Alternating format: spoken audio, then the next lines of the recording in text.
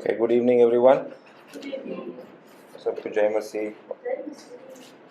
हम लोग सुबोपदेशक का पुस्तक का अभ्यास कर रहे हैं और आज हम लोग उसका 7वां अध्याय को देखने वाले हैं और हम लोग पढ़ेंगे सुबोपदेशक 7 उसका 1 से लेकर 7, Ecclesiastes chapter 7 verses 1 to 7। अच्छा नाम अनमोल इत्र से और मृत्यु का दिन जन्म के दिन से उत्तम है। जौनार के घर जाने से शोक की ही के घर जाना उत्तम है, क्योंकि सब मनुष्य का अंत यही है और जो जीवित है वो मन लगाकर इस पर सोचेगा। हंसी से खेत उत्तम है, क्योंकि मुख पर के शोक से मन सुधरता है। बुद्धिमानों का मन शोक करने वाले के घर की ओर लगा रहता है, परंतु मूर्खों का मन आनंद करने वालों के घर लगा रहता है। मूर्खों के गीत सुनने से बुद्धिमान की घुड़की सुनना उत्तम है, क्योंकि मूर्ख की हंसी हांडी के नीचे जलते और घुस। Thank you brother. परमेश्वर अपने पढ़े हुए वचन पर आशीर्वाद दे। और जैसे हर बार हम लोग पूरे अध्याय पर हम लोग मनन करेंगे और बाकी के वचनों को हम लोग जब समय आएगा तो हम उन वचनों को भी हम लोग देखने वाले हैं। तो इस अध्याय में कुछ विशेष शब्द जो बार बार दोहराया गया उन शब्दों को हम लोग देखने वाले हैं। और जैसे हम लोग सुबोपदेशक का पुस्तक का अभ्यास कर रहे हैं, हम लोग देखते हैं कि सुलेमान जो है बहुत ही डिप्रेशन से या एक प्रकार का उदासी से जा रहा था और कह रहा है कि हर चीज़ व्यर्थ है, हर चीज़ व्यर्थ है। और हर अध्याय में हम लोग देखते हैं कि वो व्यर्थ बातों को हम लोगों को बताता है और उसके जीवन से जो उन्होंने सीखा, पैसा और बहुत मशहूर होने के बाद और बहुत सारी चीज़ें पाने के बाद भी, बहुत खुशी आराम पाने के बाद भी उसने बोला कि सब कुछ व्यर्थ है, ये जीवन भी व्यर्थ है। और ऐसे ऐसे भी चीज़ें हमने देखा कि उसने बोला कि जीना भी व्यर्थ है, मतलब वो अपना जीवन को भी समाप्त करना चाह रहा था। ऐसा दुख से वो चला गया। लेकिन अभी जब हम 7वां अध्याय में आते हैं तो कुछ बातें जो है वो कह रहा है कि उत्तम है, कुछ बातें अच्छे हैं। तो क्या बात है उत्तम है, क्या बात है अच्छे है, उन चीज़ों पे के ऊपर हम लोग मनन करने वाले हैं। और सबसे पहला जो ये अच्छे बात है, गुड थिंग्स, ये शब्द गुड जो है अगर आप इंग्लिश बाइबल में देखेंगे जहाँ कहाँ पे गुड आया है वहाँ पर आप उसको अंडरलाइन कर सकते हैं। तो 4 बार ये शब्द गुड आया हुआ है। तो क्या है यहाँ पर, वो कहता है कि एक गुड नेम, एक अच्छा नाम, A good name is better than a good ointment। तो ये अच्छा नाम के बारे में जब हम देखते हैं तो हम लोग याद करते हैं कि किसका नाम प्रभु यीशु मसीह ने भी एक उदाहरण दिया। जब मैगदलेन मरियम ने प्रभु यीशु मसीह के चरणों पे अत्तर या कीमती तेल उंडेल दिया तो उस कमरा जो है उस तेल के खुशबू से भर चुका था। और वहाँ पर दूसरे शिष्य कह रहे थे कि क्यों ये मरियम ने इस प्रकार का कीमती तेल को उंडेल दिया, एक प्रकार का नुकसान हो गया, वो तेल बेच के वो पैसे पा सकते थे। लेकिन प्रभु यीशु मसीह ने वहाँ मरियम के बारे में क्या कहता है जरा पढ़ेंगे, मार्क 14 और 9, मार्क चैप्टर 14 वर्स 9। मैं तुमसे सच कहता हूँ कि सारे जगत में जहाँ कहीं सुसमाचार प्रचार किया जाएगा वहाँ उसके इस काम की चर्चा भी उसके स्मरण में की जाएगी। हाँ, तो जो काम उस बहन ने प्रभु यीशु मसीह के लिए किया था पूरे जगत में फैल चुका है। आज भी 2000 साल बाद हम याद करते कि कैसे एक महिला प्रभु यीशु मसीह के चरणों पर बैठकर वो तेल उंडेल दिया। तो ये तभी होता है जब हम कुछ काम प्रभु यीशु मसीह के लिए हम लोग करते हैं। और प्रभु यीशु मसीह का ही नाम सबसे उत्तम है। अगर हम लोग देखेंगे अ गुड नेम, आज इस दुनिया में एक ही नाम है जिसके द्वारा हम लोग उद्धार पा सकते हैं, और वो है प्रभु यीशु मसीह का नाम। प्रेरितों का काम उसका 4 अध्याय और 12 पद में केवल एक ही नाम ऐसा है जिसके द्वारा मनुष्य को उद्धार मिलता है। और किसी दूसरे के द्वारा उद्धार नहीं, क्योंकि स्वर्ग के नीचे मनुष्य में और कोई दूसरा नाम नहीं दिया गया जिसके द्वारा हम उद्धार पा सके। हाँ, तो केवल एक ही नाम है इस दुनिया में जो हम लोग हमेशा हमेशा के लिए याद करते हैं, और हमेशा हमेशा उसी नाम में हम लोग गाने गाते हैं, स्तुति करते हैं, उसी नाम का, वो प्रभु यीशु मसीह का नाम। और दूसरा बात यहाँ पर है जो अच्छा शब्द दिया है, वो 11 पद में, सबोपदेशक 7 और 11, वहाँ दूसरे बार वहाँ ये शब्द आया हुआ है। बुद्धि बहुपोती के साथ अच्छी होती है, वरना जीवित रहने वालों के लिए लाभकारी है। या it's good to have wisdom.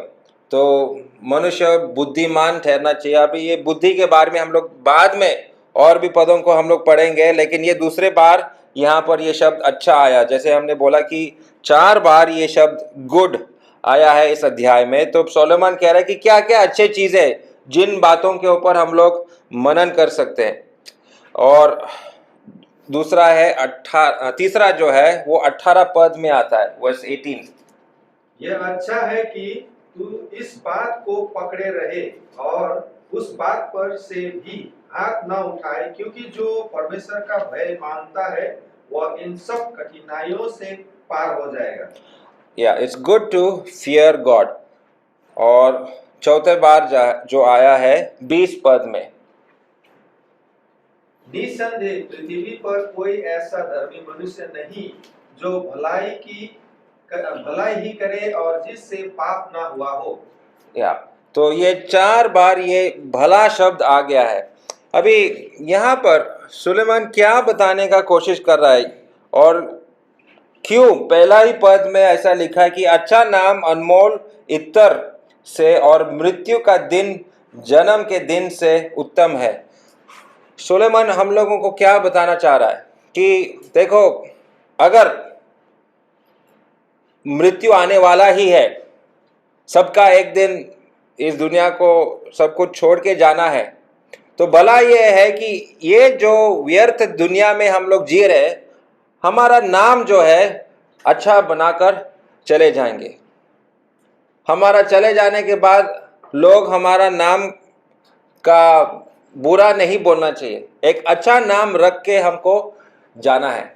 और कैसे हम लोग ये अच्छा नाम पा सकते हैं इस दुनिया में, क्या तरीका है ये अच्छा नाम पाने के लिए। और आज ही हम लोग एक फ्यूनरल में गए थे, और वहाँ पर एक आदमी जो है एक ही हफ्ते पहले उन्होंने प्रभु यीशु मसीह को ग्रहण किया। हम उसका जीवन के बारे में जानने का कोशिश किया, लेकिन जितने भी उन्होंने बताया अच्छा जीवन नहीं था। कितना अच्छा काम किया, कितना बुरा काम मुझे मालूम नहीं, लेकिन कोई नाम नहीं था। लेकिन एक चीज़ उन्होंने अच्छा किया कि एक हफ्ता पहले उन्होंने प्रभु यीशु मसीह को ग्रहण किया, और उसके वजह से आज उसका नाम के वजह से एक गवाह बना उस गांव में। और उसके मृत्यु के समय में प्रभु यीशु मसीह को महिमा मिला, वहाँ सुसमाचार बताने का अवसर मिला। क्यों हुआ? क्योंकि उसने प्रभु यीशु मसीह को ग्रहण किया। तो जब हम प्रभु यीशु मसीह को ही अपनाते हैं, तभी हमारा मृत्यु जो है अच्छा होता है। और जैसे इस पद में 4 पद में हम लोग देखते हैं कि बुद्धिमानों का मन शोक करने वालों के घर की ओर लगा रहता है, परंतु मूर्खों का मन आनंद करने वालों के घर में लगा रहता है। और जब हम मृत्यु के बारे में सोचते हैं, तब हम लोग अपना जीवन जो है बुद्धिमान के तरह हम लोग जीते हैं। तो हम लोग आगे देखेंगे कि दूसरा जो शब्द आया है वो उत्तम, द वर्ड बेटर।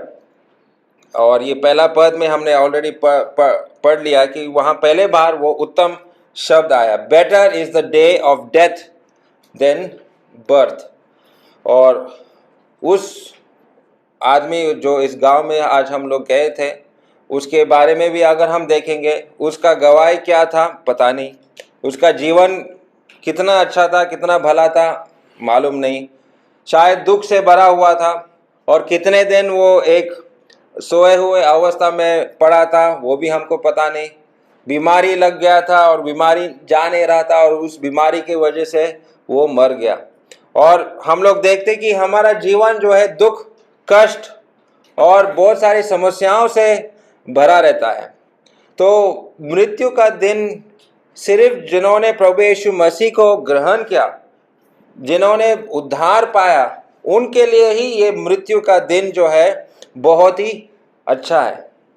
नहीं तो आमतौर पे अगर हम देखेंगे, जब कोई बच्चा जन्म लेता है परिवार में बहुत खुशी होता है, और मृत्यु जब आता है घर में बहुत दुख होता है। लेकिन सुलेमान अपना पूरा जीवन में जो कुछ भी उसने देखा, वहां पर कह रहा है मृत्यु अच्छा है, और मृत्यु अच्छा सिर्फ उनके लिए है जिन्होंने प्रभु यीशु मसीह को ग्रहण किया। और जिन लोगों ने प्रभु यीशु मसीह को अपनाया नहीं, उनके लिए अनंत काल का मृत्यु रखा है। तो हम लोग इस प्रकार से कह सकते हैं सुलेमान के साथ कि मृत्यु का दिन जन्म के दिन से उत्तम है। केवल हम लोग जिन्होंने प्रभु यीशु मसीह को अपनाया, वही लोग इस सत्य को समझ सकते हैं। आगे हम लोग देखते हैं, अभी ये उत्तम शब्द या बेटर शब्द जो है 8 बार आ चुके हैं, लेकिन मैंने 6 पॉइंट में इसको मैंने बनाया है, क्योंकि कुछ बातें जो है रिपीट हुआ है। और 2 पद में वही बात कह रहा है कि it's better to mourn than to party. तो शोक के घर जाना उत्तम है, शोक के घर जाना उत्तम है। और उसी गांव में हम लोग देखते कि 2 प्रकार के घर थे। एक घर में जहां पर दुख से भरा हुआ है क्योंकि मृत्यु आया है, लेकिन थोड़ा दूर जाने से वहां पर आपको दुकान मिलेगा जो लोग वहां पर नशापान करते हैं और वहां पार्टी हो रहा है। तो उत्तम है कि आप वहां उस शोक के घर में जाओ, कि अपना भविष्य देखो क्या होने वाला है। हमारा भविष्य वो एक दिन हमको मरना है, तो मरने के बारे में हम लोगों को सोचना चाहिए, क्योंकि किसी ने बोला कि death puts everything in perspective.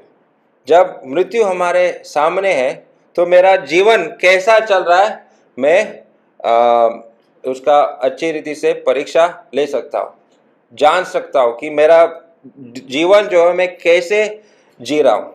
So it's better to mourn than to party. और इसका ये मतलब नहीं कि हम लोग खुशी नहीं मना सकता है। सुलेमान ने बहुत खुशी उसने अपने जीवन में क्या मनाया, लेकिन वो कह रहा है कि शोक के घर उत्तम है किसी पार्टी के जाने के बदले। Okay, the next time it comes in 3rd verse, better to be sorrowful than laugh. वो 3 पद में हम लोग देखते हैं हंसी से खेद उत्तम है, हंसी से खेद उत्तम है। और आज के युग हंसी के पीछे ही जा रहा है। अगर आप कोई भी कॉमेडी शो, कोई भी चीज़ें जो चल रहा है, लोगों को सिर्फ हंसाने का ये हम लोग संसार जो है हंसने का कोशिश में है। लेकिन सोलोमन कह रहा है it's better to be sorrowful, दुख समझना जरूरी है। कि आगे देखेंगे 5 पद में, it's better to be rebuked than listen to foolish songs. 5 पद में ऐसा लिखा है कि मूर्खों के गीत सुनने से बुद्धिमान की गुड़की सुनना उत्तम है। और कितने बार मैंने अपने जीवन से मेरे पापा से या जो एल्डर्स है उनको मुझे डांट सुनना पड़ा, और वो आज मैं प्रभु को धन्यवाद देता हूँ कि उनके डांट की वजह से, उनके टोकने की वजह से आज तो कुछ हमने अच्छा पाया है। अगर मेरे जीवन में वो एल्डर्स लोग नहीं थे तो शायद मैं कहाँ भटक जाता था मुझे नहीं मालूम। मुझे याद है एक दिन मैं किसी दूसरे चर्च में गया था, ऐसा मुझे देखना है दूसरा चर्च कैसा होता है। वहाँ हमारे चर्च का एल्डर मुझे मिल गया और उन्होंने बोला, तुम यहाँ क्या कर रहा है, वहाँ क्यों नहीं गया। बोला, ऐसा ही घूमने गया था, देखना था कि दूसरे चर्च में कैसे होता है। तो उन्हें बोला, देखो तुमको एक ही मंडली के साथ वफादारी से जाना चाहिए, प्रभु का वचन वहीं पर सीखना चाहिए, एल्डर्स का मानना सीखना चाहिए। उन्होंने मुझे वहाँ पर टोका, तो मैं प्रभु को धन्यवाद देता हूँ, उन्होंने मुझे टोका, इसके उसके वजह से वहीं पर एक ही स्थान पे एक ही मंडली में जाने का कोशिश किया। नहीं तो बैंगलोर में ऐसा है कि बहुत सारे मंडलियाँ हैं, बहुत सारे चर्च, अपने ब्रदरन की कलीसियाएँ भी बहुत सारे हैं। तो एक दिन यहाँ, उस दिन वहाँ, वहाँ वहाँ वहाँ अगर जाते रहेंगे तो कौन हमको सिखा सकता है। एक उम्र होता है कि आपको वहाँ पर बैठकर सीखना बहुत ही ज़रूरी है। तो इस प्रकार से कभी कभी एल्डर्स लोगों का टोकना या रोकना, या हमारे बाप दादा जो है उनका भी रोकना टोकना सुनना बहुत ही ज़रूरी है हमारे लिए। ओके, 8 पद में ऐसे लिखा है, it's better is the end than the beginning, the end of a matter is better than its beginning. और यही जो हम लोग कह रहे हैं, सुलेमान जो है उसके सामने मृत्यु है। शायद वो किसी फ्यूनरल में गया था, कोई किसी का मृत्यु हुआ, उसके बाद उसने ये अध्याय उन्होंने लिखा। और जैसे हम लोग कह रहे कि यहाँ पर सुलेमान कुछ अच्छे बातें हम लोगों को बताने का कोशिश कर रहे, क्योंकि 6 अध्याय जो हमने पढ़ा दुख से भरा हुआ है। कोई उसका जो कुछ भी वो कह रहा है, उदासी से वो कह रहा है, एक प्रकार का जो डिप्रेशन से वो है भरा हुआ ऐसा मन है। लेकिन यहाँ पर सुलेमान अपना नज़रिया को बदल रहा है, और क्या अच्छे है, what are the good things, what are the better things, क्या अच्छे है और क्या उत्तम है, वो हम लोगों को बताने का कोशिश कर रहा है। और उसके जीवन से ही उन्होंने ये चीज़ें सीखा, इसलिए हम लोगों को बता रहा है।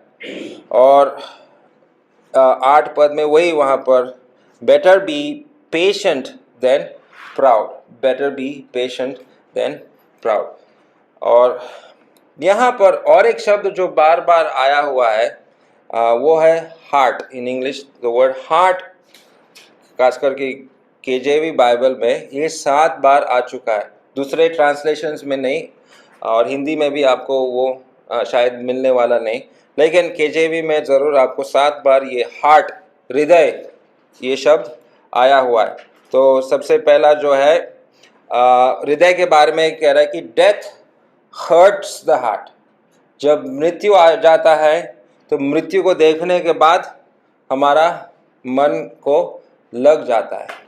और मुझे याद है सबसे पहला मृत्यु मेरा परिवार में जब मैंने देखा, मेरा मम्मी का पिता, माय ग्रैंडफादर, तो मैं शायद 12 साल का था जब मैंने वो मृत्यु को देखा। और तब मैंने मृत्यु के बारे में सोचने लगा कि मृत्यु कभी भी किसी के घर में, किसी के परिवार में भी आ सकता है। और मृत्यु जब हमारे सामने आता है खुशी नहीं लाता है, कुछ ना कुछ सोच हमारे जीवन में लाता है। We start thinking about our future, we start thinking about our own life. जब हम मृत्यु को, जब हम एकदम नज़दीक, एकदम सामने सामने जब देखते हैं तो एक प्रकार का सोच हमारे दिल में आ जाता है, and it hurts the heart.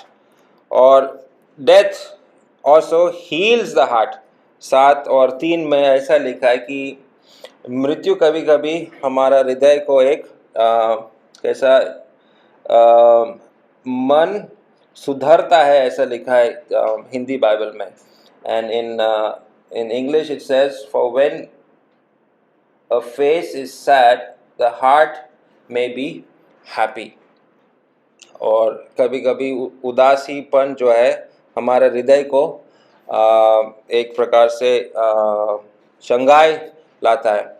एक बहन के बारे में मैं सुन रहा था कि उसके घर में मृत्यु आया, लेकिन वो रोई नहीं, रोना आया नहीं, तो उसका हृदय में कुछ कमज़ोरी आ गया, तो डॉक्टर उनको सलाह दे रहा है आपको रोना चाहिए।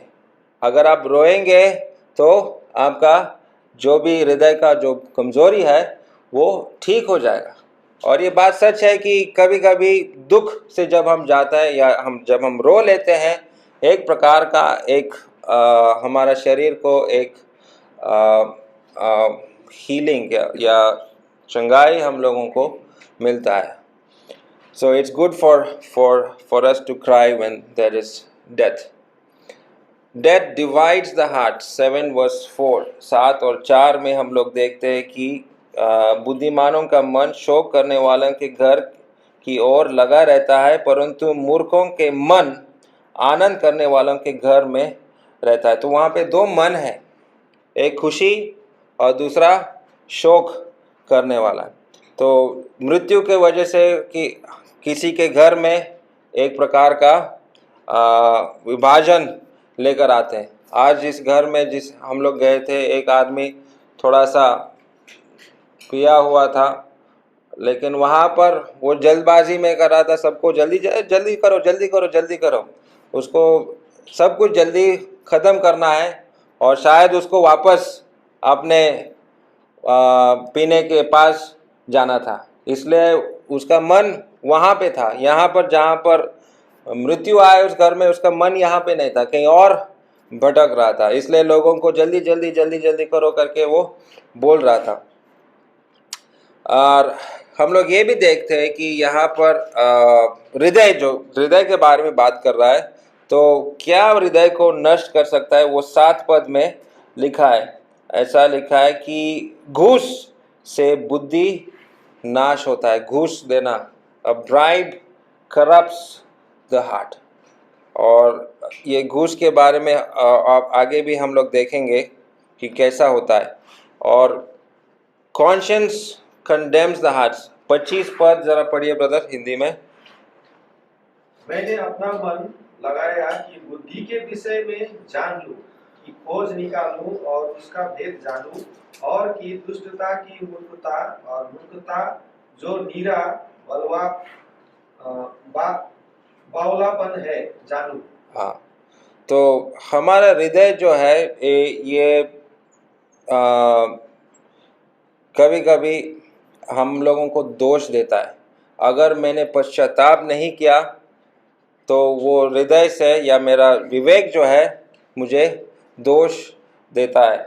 तो पश्चाताप मन चाहिए, नहीं तो वो हृदय को हमेशा वो दोषी ठहराएगा। जब तक हम लोग पश्चाताप नहीं करेंगे तब तक मेरे अंदर दोष पाया जाएगा। और हृदय जो है बुद्धि को खोजता है, उसी पद पे हम लोग देखते। तो हृदय या हार्ट शब्द जो है इंग्लिश में जो है 2 बार उस 25 पद में आया है। और 26 पद भी पढ़िए ब्रदर। और मैंने मृत्यु से भी अधिक दुखदायी एक वस्तु पाई, अर्थात वो स्त्री जिसका मन अंधा और जाल है और जिसके हाथ हथकड़ियां है। जिस पुरुष से परमेश्वर प्रसन्न है वही उससे बचेगा, परंतु पापी उसका शिकार होगा। हाँ, तो ये एक महिला है जिसके वजह से मेरा दिल जो है वो क्या कड़वापन ला सकता है। तो वो महिला कौन है हम लोग बाद में हम देखेंगे कि किसी पाप के गिरने से भी हम लोग अपने जीवन में एक प्रकार का कड़वापन ला सकते हैं। तो इस अध्याय में बुद्धिमान व्यक्ति क्या करता है, what do the wise do, बुद्धिमान लोग क्या करते हैं जरा जानने का कोशिश करेंगे। सबसे पहले वो funeral, they go to a funeral. बुद्धिमान लोग क्या करते हैं, वो एक मृत्यु के घर जाते हैं। तो फ्यूनरल पे जाना बहुत अच्छा है। और आज ही ये फ्यूनरल होना था, मुझे पता नहीं, लेकिन प्रभु शायद खासकर कि इस अध्याय को समझने के लिए एक तैयारी कर रहा था, और आज मुझे एक फ्यूनरल पे जानने को मुझे मिला। और it is good to go to funeral, funeral पे जाना मृत्यु के घर जाना अच्छा है, क्योंकि वहाँ जाके हम लोग बहुत कुछ सीखने को मिलेगा। अगर उसका जीवन खराब था तो वो खराब चीज़ें ना करने का हम लोग सीखेंगे। अगर उसके जीवन अच्छा था तो कुछ अच्छे बातें उस व्यक्ति से हम लोग सीखने को मिलेंगे, क्योंकि 8 पद में ऐसा लिखा है कि किसी का काम के आरंभ से उसका अंत उत्तम है। किसी का अंत उत्तम है, तो अंत जानना बहुत ही अच्छा है, तो वहाँ से सीखने के लिए बहुत ही अच्छा है। और what do the wise do again, तो दूसरा बात क्या बुद्धिमान व्यक्ति क्या करता है, वो 5 पद में क्या लिखा है? मूर्खों के गीत सुनने से बुद्धिमान की घुड़की सुनना उत्तम है। दे लिसन टू रिब्यूक, जब कोई डांटता है हमको, उनके बातों को वो सुनता है, और डांट खाना भी अच्छा है, हमारे फायदा के लिए। और नीति वचन 9 और 8 भी पढ़ेंगे। Proverbs chapter 9 verse 8। ठट्ठा करने वाले को ना डांट, ऐसा ना हो कि वह तुझसे बैर रखे। बुद्धिमान को डांट, वह तो तुझसे प्रेम रखेगा। तो जब हम किसी को डांटते हैं और अगर वो सुधर जाए तो हम कह सकते हैं कि वो व्यक्ति बुद्धिमान है। और यही हम बहुत बार जब हम प्रभु के वचन भी सिखाते हैं और जब लोग डांट खाते हैं और सुधर जाते हैं, तो मतलब वो व्यक्ति सच में बुद्धिमान है। वो कह रहा है जो डांट मुझे मिला वो मेरा भलाई के लिए है, मुझे सुधरना चाहिए। तो डांट सुनना बहुत ही अच्छा है। The wise listen to rebuke. प्रकाशित वाक्य 3 और 19 भी पढ़ेंगे। मैं जिन जिन से प्रीति रखता हूँ उन सब को उल्हाना और ताड़ना देता हूँ। हाँ। इसीलिए सरगर्म हो और मन फिरा। Yes, so the Lord rebukes those he loves। जो जिससे परमेश्वर प्रेम करता है वो उसको डांटता है। और यही बात जो है हमारे नए विश्वासियों को सीखना भी बहुत ही मुश्किल था। तो वो लोग कभी कभी कहता भैया हमेशा हमको डांटता रहता है, क्यों हमको डांटता है? नहीं, मैं तुमसे प्यार करता हूँ इसलिए मैं डांटता हूँ। तो ये बात भी नए विश्वासियों को समझना कभी कभी मुश्किल है कि जो प्रभु के लोग या प्रभु का दास क्यों हमको डांट रहा है। तो शायद कुछ बात है हम लोगों को सीखना है, इसलिए वो डांट रहा है। और बुद्धिमान लोग क्या करते, what do the wise do? सबोपदेशक 7 और 8। किसी काम के आरंभ से उसका अंत उत्तम है और धीरजवान पुरुष गर्वी से उत्तम है। या so the wise is very patient, वो रुकता है, आखिरी तक इंतज़ार करता है। और इंतज़ार करना भी कभी कभी बहुत ही कठिन है। और 9 पद भी ज़रा देखो। अपने मन में उतावली से क्रोधित ना हो, क्योंकि क्रोध मूर्खों ही के हृदय में रहता है। या they are slow to anger, गुस्सा आ जाता है लेकिन धीरे धीरे आता है। फटक करके गुस्सा नहीं दिखाना है। गुस्सा तो दिखाना भी ज़रूरी है, खास करके जब बच्चों को भी हम लोग सिखाते हैं तो डांटना बहुत ही ज़रूरी है। लेकिन किस प्रकार से हम लोग गुस्सा कर रहा है वो भी हम लोग जानना चाहिए। क्या मैं प्यार से उनको डांट रहा हूँ या अंदर से कोई नफरत आ रहा है इसलिए मैं डांट रहा हूँ? तो बी स्लो टू एंगर। बुद्धिमान लोग आस्ते आस्ते गुस्सा करते हैं। What else do the wise man do? 7 और 10 देखो। यह ना कहना कि बीते दिन इससे क्यों उत्तम थे, क्योंकि यह तो बुद्धिमानी से नहीं पूछता। Yeah, so the make the best of the present time, मतलब जिस समय में वो जी रहा है उसी का वो फायदा वो लोग उठा रहा है। आगे देखेंगे 7 और 11। बुद्धि बहुपौती के साथ अच्छी होती है, वरना जीवित रहने वालों के लिए लाभकारी है। हाँ, तो the wise man brings profit. बुद्धिमान व्यक्ति वो बचत भी करता है, पैसा भी बचाता है और फायदा भी लाता है। तो वाइज मैन ब्रिंग्स प्रॉफिट। 7 और 12, what is the wise man do? क्योंकि बुद्धि की आड़ रुपये की आड़ का काम देता है, परंतु ज्ञान की श्रेष्ठता यह है कि बुद्धि से उसके रखने वालों के प्राण की रक्षा होती है। या ही बिकम्स अ डिफेंस, मतलब उसके बुद्धि के वजह से वो अपना घर का रक्षा भी कर सकता है और अपना खुद का रक्षा भी करता है।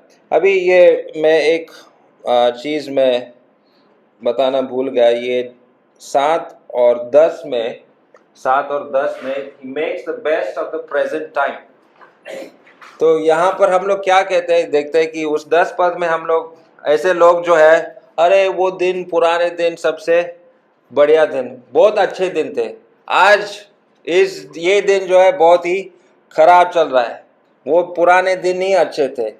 तो वो ऐसा सोचना सुलेमान कह रहा है गलत है। और नया नियम के अनुसार भी हम लोग इफिसियों 5 और 16 में, इफिसियों 5 और 16 में ऐसा लिखा है कि we need to redeem the time. जिस समय में हम लोग जी रहे हैं उसको कैसा लिखा है हिंदी में? और अवसर को बहुमूल्य समझो, हाँ। क्योंकि दिन बुरे हैं। अवसर को बहुमूल्य समझो। जिस समय में हम लोग आए हैं, परमेश्वर ने ये समय हमको दिया है। हम लोग ऐसे नहीं कहना चाहिए वो पुराने दिन ही अच्छे थे। मैं इस समय में मैं क्या कर रहा हूँ, मैं किसी के लिए मैं ये दिनों को अच्छा बना सकता हूँ। मैं सिर्फ पुराने दिनों को याद करके उदास नहीं बैठना चाहिए। We need to make the best of the present time. और एक पद हम पढ़ेंगे उसके विषय में, भजन संहिता 90 और 12, साम 90 वर्स 12। हमको अपने दिन गिनने की समझ दे कि हम बुद्धिमान हो जाए। हाँ, हम अपने दिन को गिनना चाहिए, गिनने का समझ हमको मालूम होना चाहिए। परमेश्वर ने मुझे क्यों ये समय दिया और मैं इस समय के साथ मैं क्या करूँगा। और जो कहते हैं कि पुराने दिन अच्छे थे, वो आज का दिनों को बर्बाद कर रहे हैं।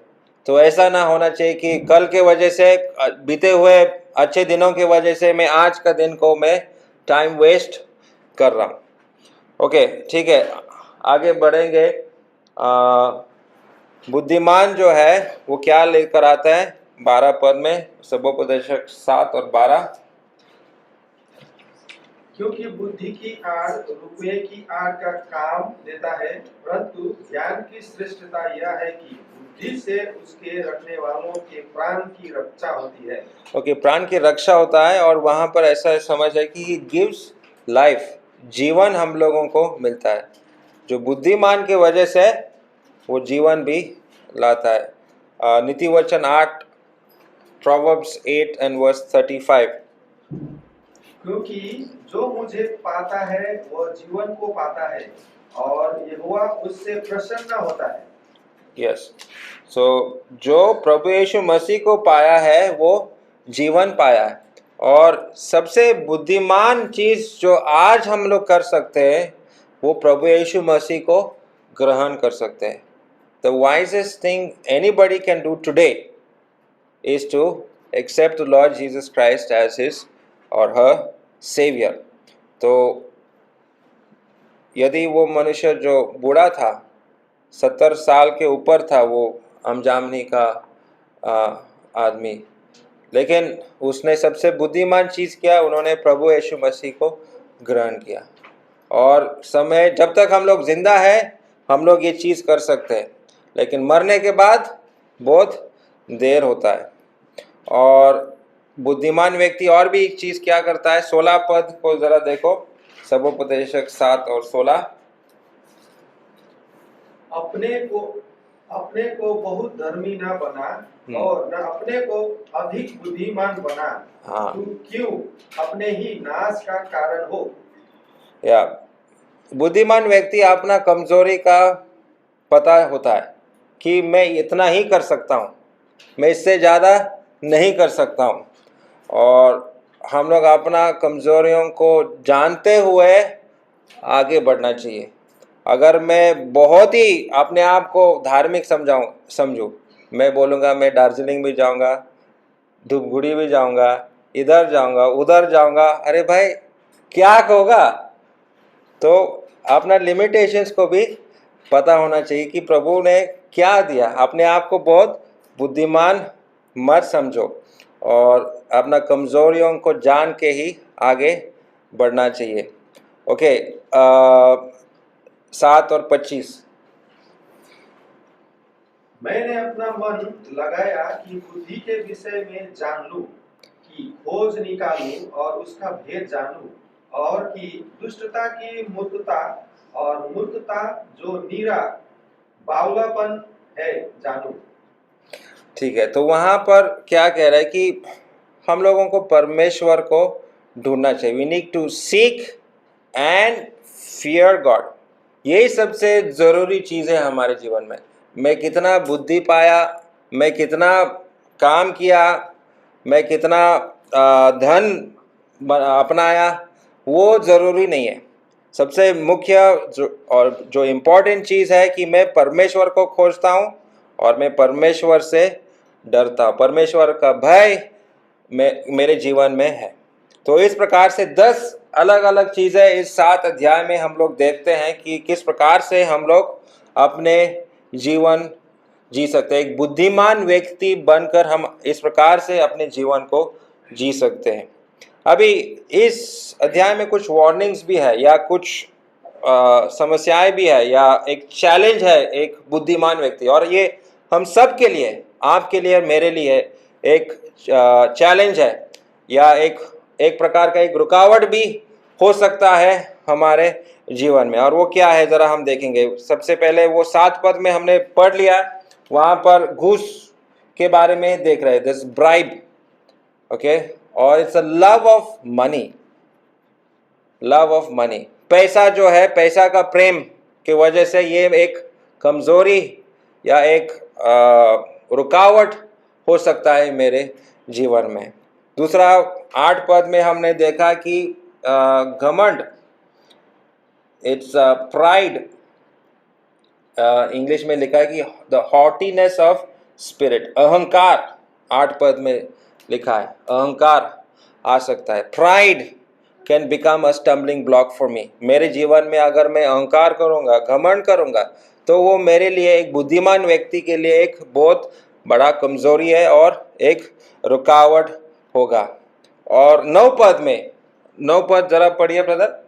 अपने मन में उतावली से क्रोधित ना हो। उतावली, okay, in English it is eager, और हेस्ट, जल्दबाजी, जल्दबाजी मत करना। और बहुत बार इस विषय में बड़ा मूर्ख ठहरा है मेरे अपने जीवन में, जल्दबाजी करता हूँ। और सुलेमान कह रहा है जल्दबाजी मत करो, सोच समझ कर अपना जीवन को चलाओ। ओके, तो पहला बात हमने देखा कि पैसा एक समस्या आ सकता है, अहंकार या घमंड एक समस्या है, जल्दबाजी, हेस्ट, वो एक समस्या है। और 20 पद में पाप, साफ साफ वो कह रहा है इट इज सिन। पाप के वजह से आप अपने जीवन में एक रुकावट ला सकता है। Sin can become a stumbling block for you. और जो महिला के बारे में हमने पढ़ा, वो महिला कौन है और क्या है, जरा समझने का कोशिश करेंगे। 26 पद तो 26 तो हमने पढ़ लिया, लेकिन अभी नीति वचन 13 से 17 जरा पढ़ो। Proverbs chapter 9, 13 to 17. Who is this lady that Solomon is talking about over here? मूर्खता रूपी स्त्री होरा मचाने वाली है, वह तो भोली है और कुछ नहीं जानती। वो अपने घर के द्वार में और नगर के ऊंचे स्थानों में मचिया पर बैठी हुई, जो बटुए ही अपना अपना मार्ग पकड़े हुए सीधे चले जाते हैं, उनको यह कह कह कर पुकारती है, जो कोई भोला है वह मुड़कर यही आए, जो निर्बुद्धि है उससे वह कहती है, चोरी का पानी मीठा होता है और उनके छिपे की रोटी अच्छी लगती है। हाँ, तो वहाँ पर एक खराब महिला के बारे में बता रहा है कि कैसे वो लोगों को अपने घर में बुला रही है, और वो जो महिला जो सबोपदेशक 7 अध्याय में लिखा है वो ऐसा एक महिला, in English she is called हार्लट। और उस विषय में प्रकाशित वाक्य 17 अध्याय 4 से 6 हम लोग देखेंगे। Revelation chapter 17 versus 4 to 6। यह स्त्री बेजनी और किरमिजी कपड़े पहनी थी और सोने और बहुमूल्य मणियों और मोतियों से सजी हुई थी, और उसके हाथ में एक सोने का कटोरा था जो घृणित वस्तुओं से और उसके व्यभिचार की अशुद्ध वस्तुओं से भरा हुआ था। उसके माथे पर यह नाम लिखा था, भेद बड़ा, बाबुल पृथ्वी की वेश्याओं और घृणित वस्तुओं की माता। और मैंने उस स्त्री को पवित्र लोगों के लहू और यीशु के गवाहों के लहू पीने से मतवाली देखा, और उसे देखकर मैं चकित हो गया। तो इस प्रकार से हम लोग देखते कि ये जो वैश्य जो है, वेशी जो है, ये संतों को मारने का और गिराने का कोशिश में है, और बुद्धिमान व्यक्ति इसके जाल में नहीं फंसना चाहिए। प्रभु के लोग ऐसे पाप में नहीं पाया जाना चाहिए। और एक लास्ट पद हम लोग पढ़ेंगे, जकरिया 5:7 से 8। जकरिया चैप्टर 5 वर्सेस 7 to 8। फिर मैंने क्या देखा कि किक्कर भर शीशे का एक बटखरा उठाया जा रहा है, और एक स्त्री है जो एपा के बीच में बैठी है। और दूत ने कहा, इसका अर्थ दुष्टता है। और उसने उस स्त्री को एपा के बीच में दबा दिया और शीशे के उस बटखरे को लेकर उससे एपा का मुंह ढांप दिया। तो वहाँ पर साफ साफ कह रहा है कि वो महिला जो है वो एक पापी महिला है और हम लोगों को गिराने का कोशिश में है। और किसी ने बोला कि 3 पाप जो है विश्वासी गिर सकता है, और वो क्या है, in English 3 S's are there, silver, self and sex. ये 3 चीज़ों में हम लोग गिर सकते हैं, कोई भी गिर सकता है, और इससे हम लोगों को बचना चाहिए। और बचने का रास्ता क्या है? The one who pleases God, जो परमेश्वर को प्रसन्न करता है। तो कोई भी चीज अगर मैं कर रहा हूं, क्या परमेश्वर उस चीज से प्रसन्न हो रहा है या नहीं? अगर परमेश्वर को कोई महिमा नहीं है, परमेश्वर प्रसन्न नहीं होगा, तो हम नहीं करेंगे वो चीज, बिल्कुल नहीं। तो परमेश्वर को प्रसन्न करना है, ये मेरा लक्ष्य, मेरा उद्देश्य होना चाहिए। नहीं तो जिस प्रकार से ये जो पापे जो है हमने देखा, वो किसी को भी, मुझे या आपको गिरा सकता है। तो ये सुलेमान हम लोगों को इस प्रकार से चेतावनी दे रहा है। और ये चीज़ें जो है ये सुबोपदेशक 7वां अध्याय में हम लोग देखते हैं, और विश्वास करता हूँ कि यहाँ से भी हम लोगों को कुछ सीखने को मिला। धन्यवाद।